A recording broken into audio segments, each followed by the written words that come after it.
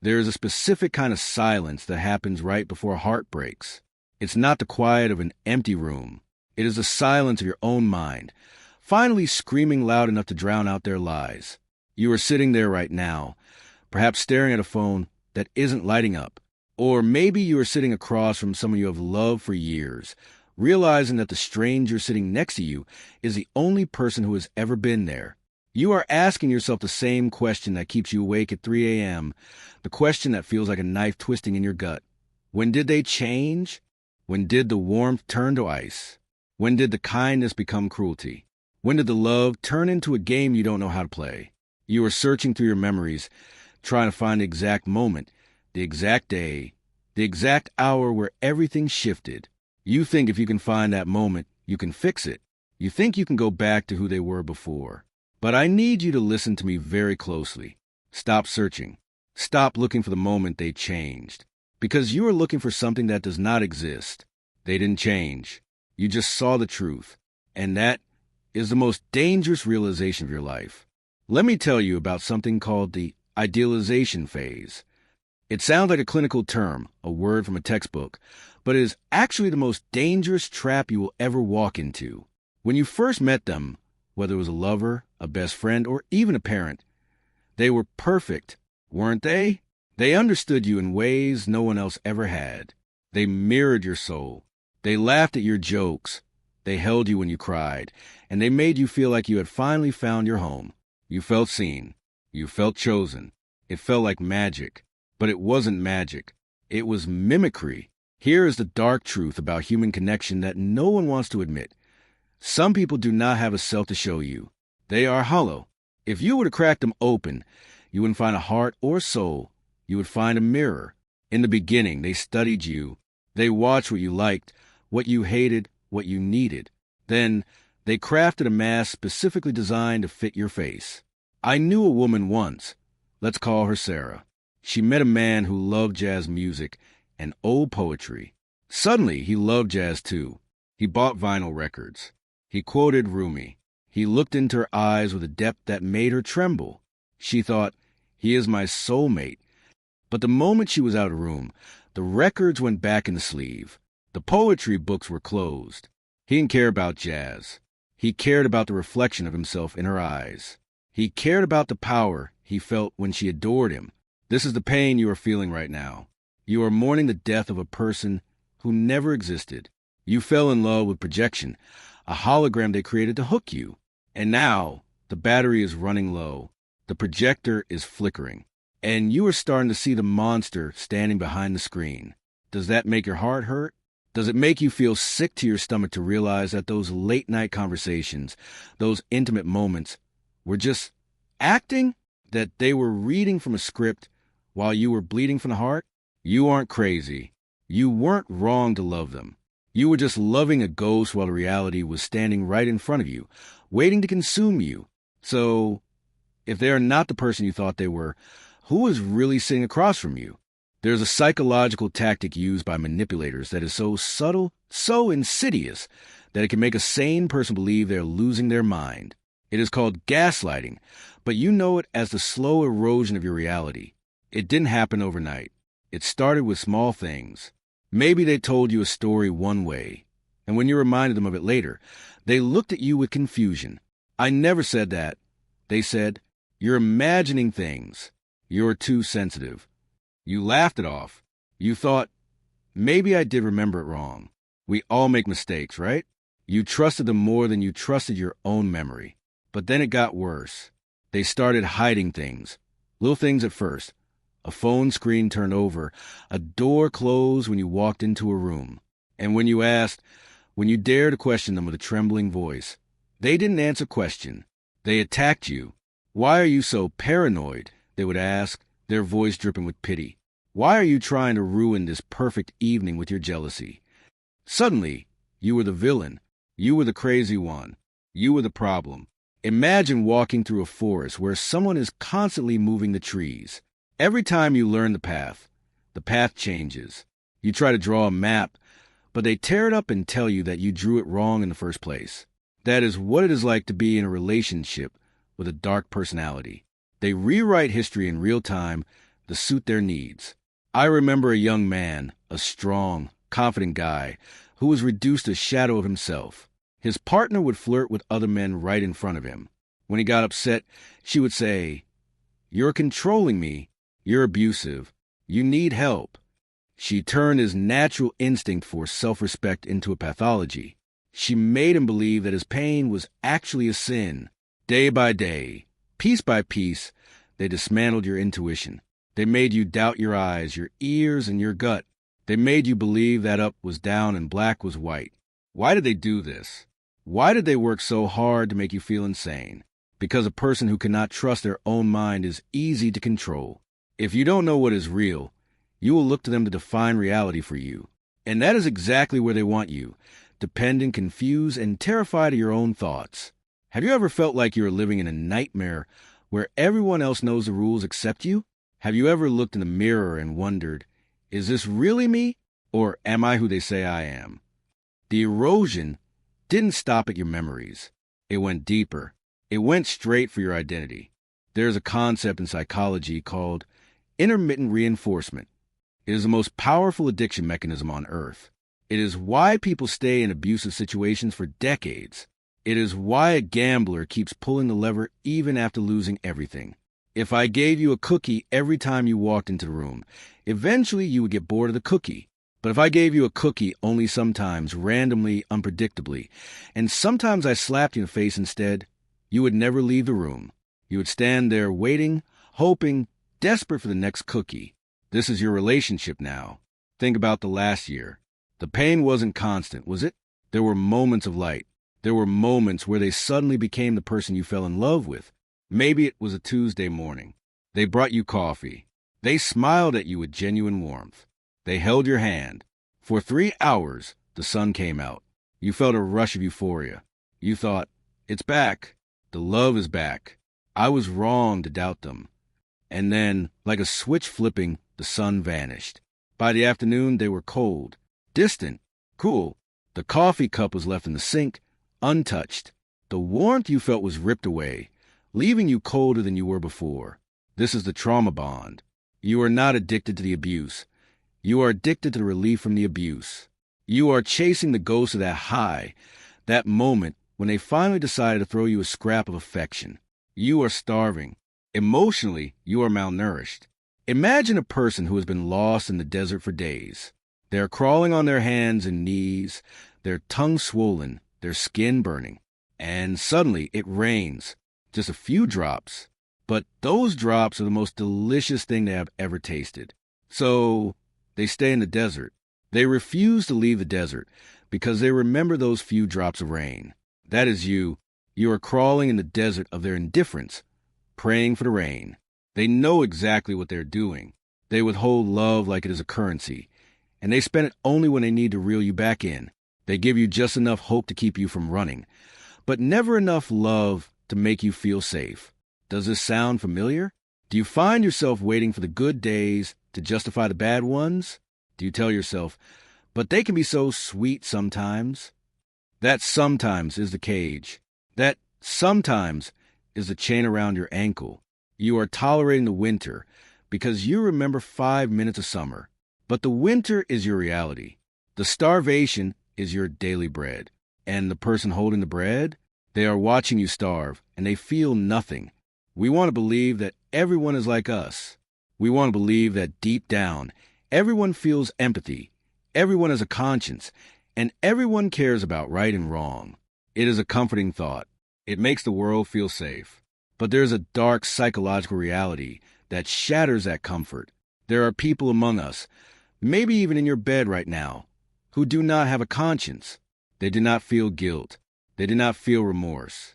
They are not broken in the sense that they can be fixed. They are just different.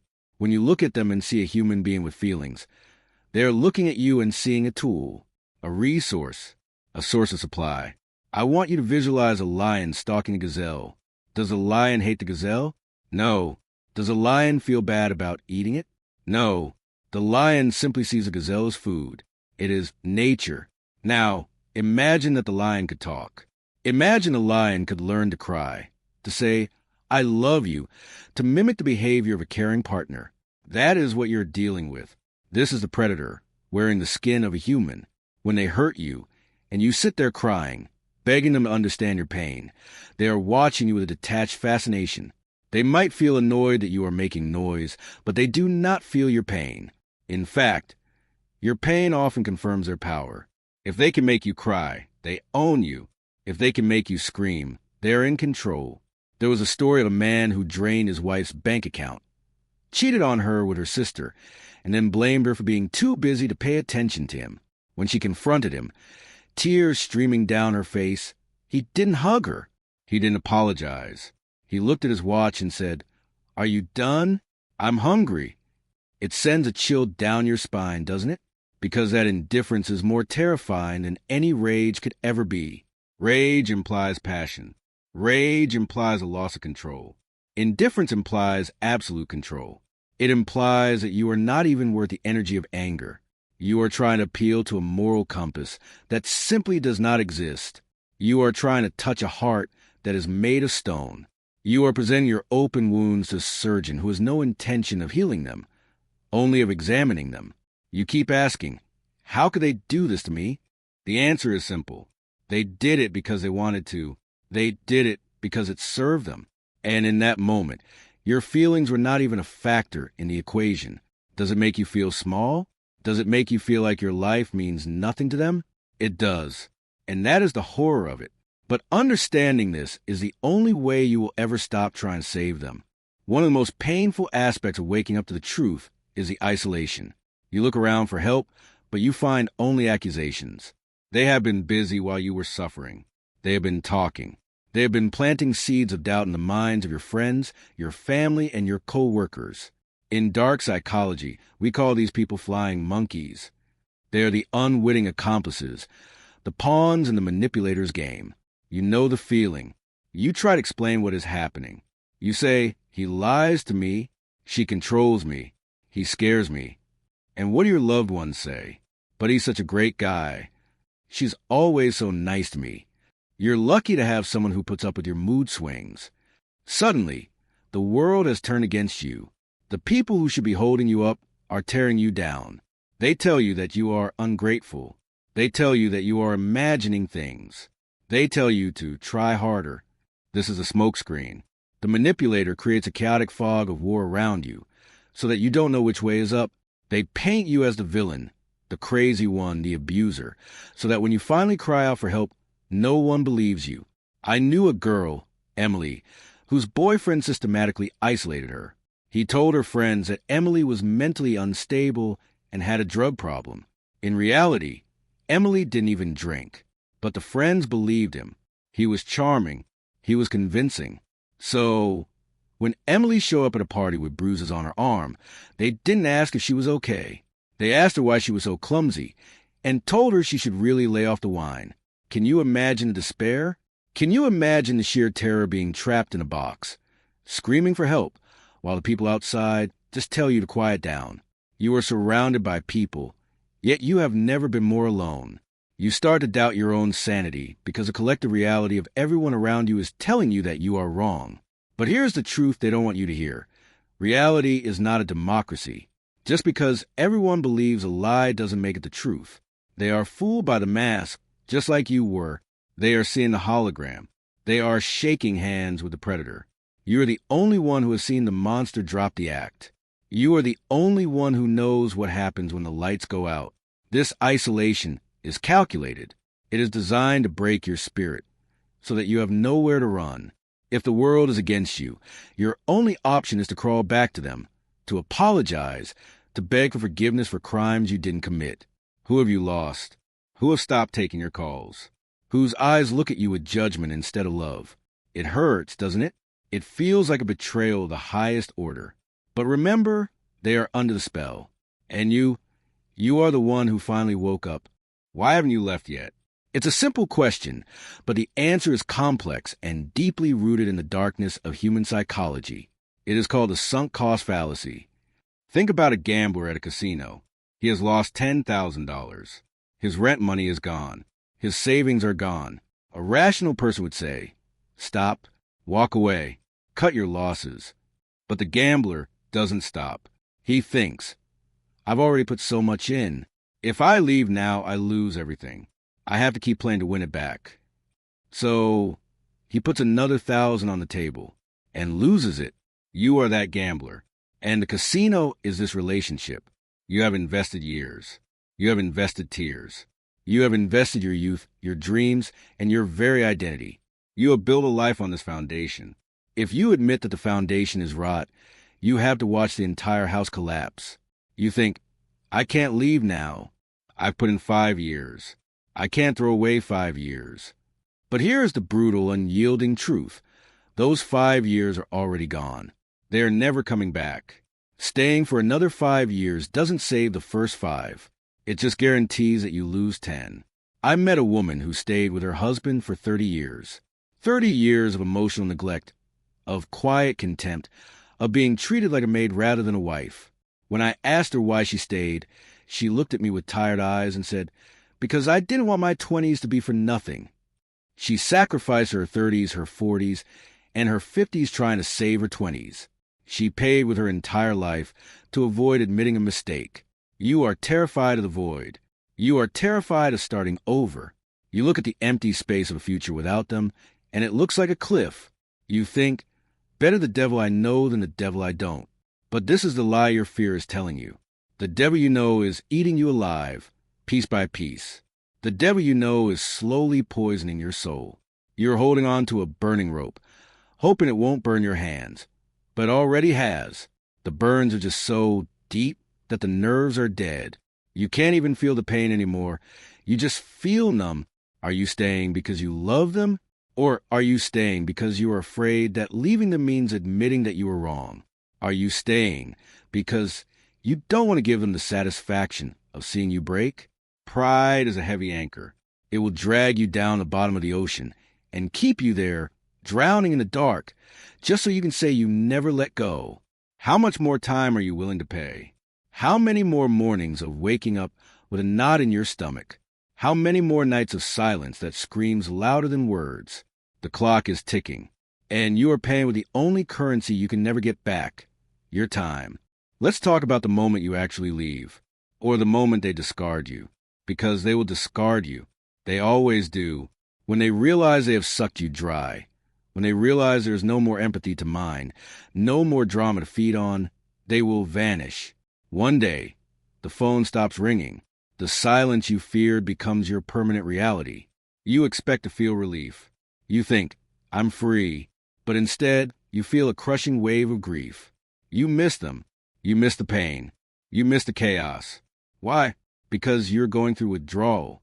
Your brain is screaming for the chemical hits of stress and intermittent reinforcement that it became addicted to.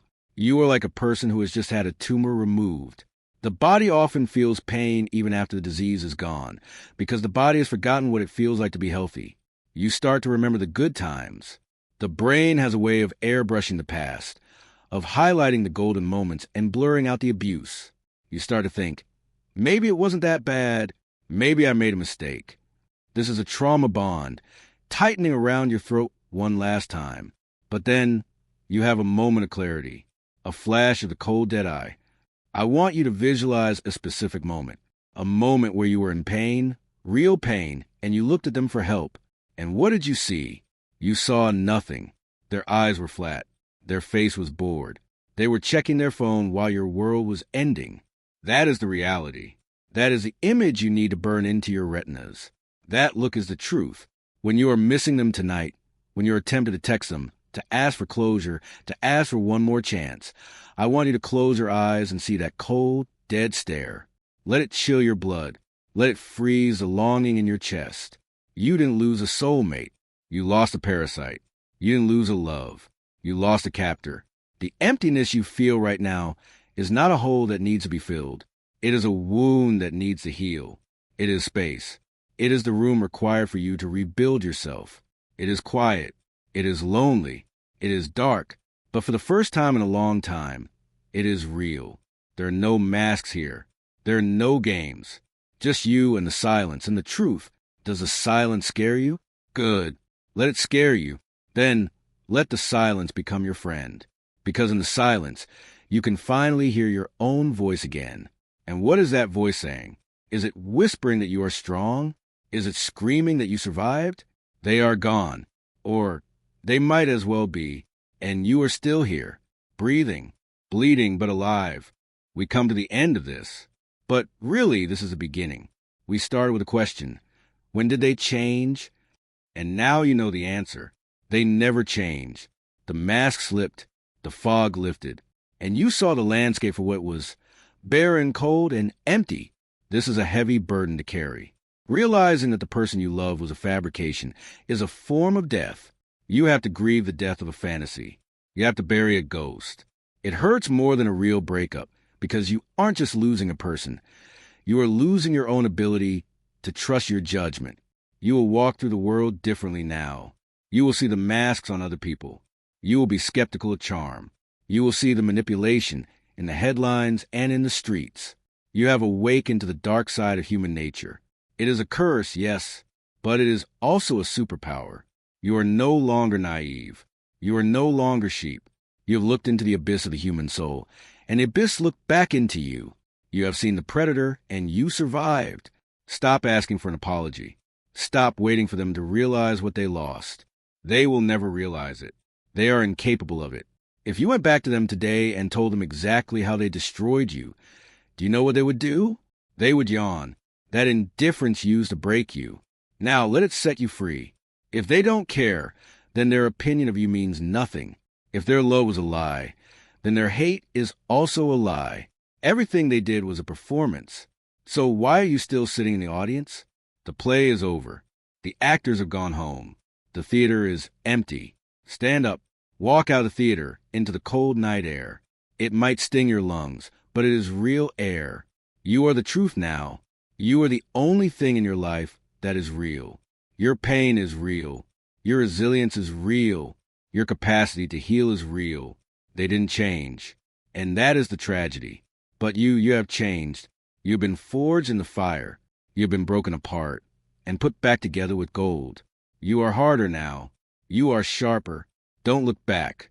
The monster is still there, wearing a new mask for a new victim. That is not your battle anymore. Your battle is for your own soul. Take it back, piece by piece, memory by memory. Take back the nights you cried. Take back the love you wasted. Forgive yourself for not seeing the truth sooner. You couldn't see it because you have a heart. You couldn't see it because you are human. And that humanity, that ability to love and to trust, even after being burned, that is the only thing that separates you from them. Don't let them turn you into stone. Stay soft, but be armored. You see the truth now, and the truth, no matter how painful, is the only thing that will ever make you free.